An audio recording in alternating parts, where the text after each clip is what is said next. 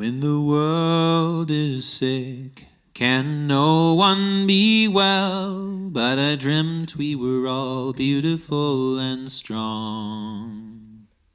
When the world is sick, can no one be well? But I dreamt we were all beautiful and strong. Can no one be well? But I dreamt we were all beautiful and strong. Can no one be well? Can the world be well? Can no one be well? Can no one be well? Can no one be well? Can no one be well and strong? There's a Wendell quote that's been on my heart lately. I believe that the community, in the fullest sense, a place in all its creatures, is the smallest unit of health, and that to speak of the health of an isolated individual is a contradiction in terms. In times of pandemic, what has always been true becomes much more obvious. The health of our bodies and minds is not separate from the health of our neighbors, or indeed the health of the earth. In biocentric cultures, there's often a person in the village whose job is to maintain the health of the human community's relationship with the natural world. Understanding that if people are not in right relationship with their ecosystem, they cannot remain healthy, this role seeks to renew ties and reestablish balance. It's easy for us humans to take too much from our more than human kin. It's easy for us to forget that the smallest unit of health is a place in all its creatures. For me, this stay-at-home way of living has sometimes felt like a dream, and sometimes like waking up from one. A fatigue has settled in me, a bone-tired grief that feels not disconnected from the land in which I live. As a hospital chaplain, I don my mask and walk into Poudre Valley Hospital in order to accompany people facing great loss. I'm no longer able to touch, to hold hands when I pray.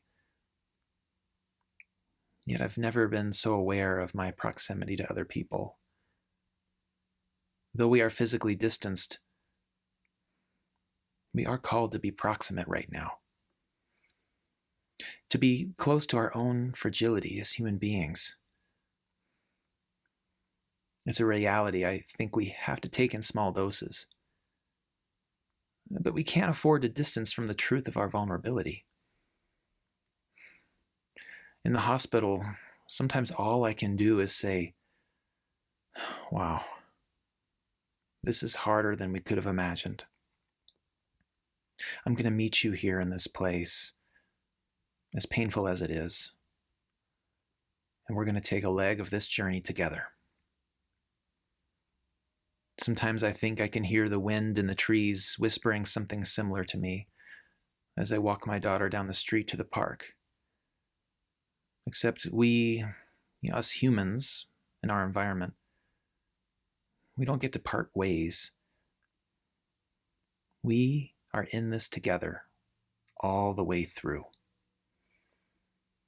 To paraphrase Reverend Teresa Soto, all of us need all of us to be healthy if we are to flourish. Perhaps we have a collective opportunity right now to be more fully in our little corner of the world and to examine how we relate to the place where we are. We have the opportunity to listen, to seek guidance, to search for a new balance.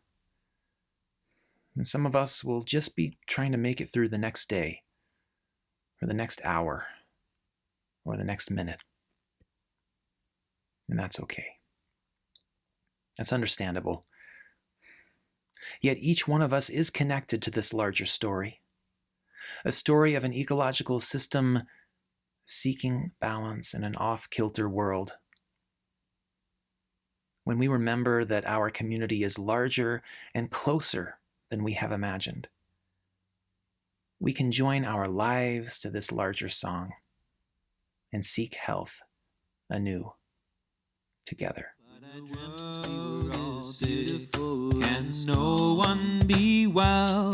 But I dreamt we were all beautiful and strong. No one be well? Can no one be well?